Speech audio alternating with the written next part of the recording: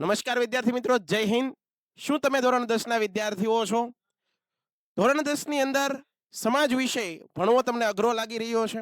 આવડો મોટો સિલેબસ છે, ચેપ્ટરની તૈયારી કેમ કરવી, બોર્ડની પરીક્ષા નજીક આવી છે, એવાની અંદર તમારે આઈએમપી પ્રશ્ન જોઈએ છે. તો એના માટે આવી જાવ વિદ્યાર્થી મિત્રો. આજે ધોરણ 10 વિષય સમાજ અને એનું ચેપ્ટર નંબર 3 ના આઈએમપી પ્રશ્ન લઈને તમારી સમક્ષ આવ્યો છે. આટલા પ્રશ્ન કરો, તમને ચેપ્ટરમાં વાંધો આવશે નહીં. તો જુઓ વિદ્યાર્થી મિત્રો, ત્રીજું ચેપ્ટર છે ભારતનો સાંસ્કૃતિક વારસો, શિલ્પ અને સ્થાપત્ય વિશેની વાત કરીએ. આ ચેપ્ટર કુલ 7 માર્કનું તમને પૂછાવાનું છે. બરોબર છે. તો એની અંદર પહેલો જ પ્રશ્ન તમારા માટે અગત્યનો છે, ગોપુરમ સમજાવો. આ કરી જ નહીં જવાનો છે. બીજી વસ્તુ બહુ જ અગત્યનો પ્રશ્ન, ગુજરાતની ગુફાનો પરિચય. યાદ રાખજો, ગુજરાતની ગુફા કીધી છે.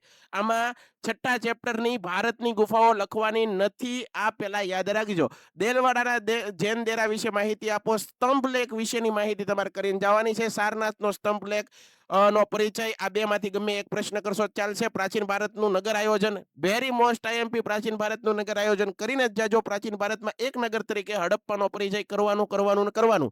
મોઢેરાનું સૂર્ય મંદિર, કોણાર્કનું સૂર્ય મંદિર કરવાનું સાહેબ. સિંધુકીની સભ્યતાનું મહત્વનું નગર ધોળાવીરા અને લોથલ બંને કરી નાખવાના. ગુજરાતમાં આવેલા છે. આપણને પૂછાઈ શકે. મોહેન્જો-દરોનું નગર વિશે સમજૂતી આપો. એમાં સાહેબ કયા કયા ટોપિક કરવા? તો ભૂગર્ભ ગટર યોજના કરી જ નાખવાની, રસ્તાઓ કરી જ નાખવાના અને જાહેર સ્નાનાગાર. પછી સાહેબ તમને શબ્દ સમજાવો, વ્યાખ્યા સમજાવો, શબ્દ પરિચય આપો એવું પૂછે એક માર્કમાં. તો સ્ટૂપ વિશે તમને આવડવું જોઈએ. સિટાડેલ કોને કહેવાય એ આવડવું જોઈએ. હર્મિકા કોને કહેવાય, મેગી કોને કહેવાય, ગોપુરમ, ગલિયારા, કિબલા, લીવાન અને મકસુરા. આવા શબ્દો તમને પરીક્ષામાં પૂછાઈ શકે. તો તૈયારી શરૂ કરી દો. બીજા ચેપ્ટરના આઈએમપી પ્રશ્ન સાથે બીજી વખત મળશું. ત્યાં સુધી જય હિન્દ, જય ભારત, ધન્યવાદ.